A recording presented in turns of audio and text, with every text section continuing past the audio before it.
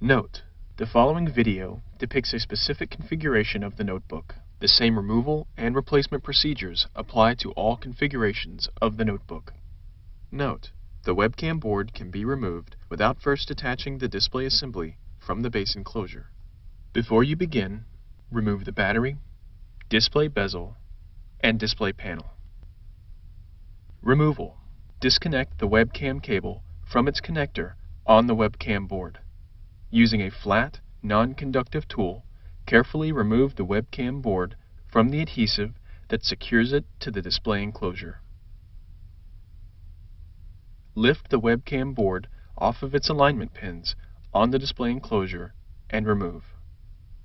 Place the webcam board in a static dissipative bag.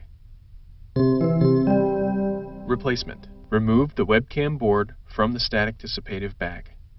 Place the webcam board onto its alignment pins on the display enclosure. Gently press down on the webcam board to adhere it to the display enclosure. Connect the webcam cable into its connector on the webcam board.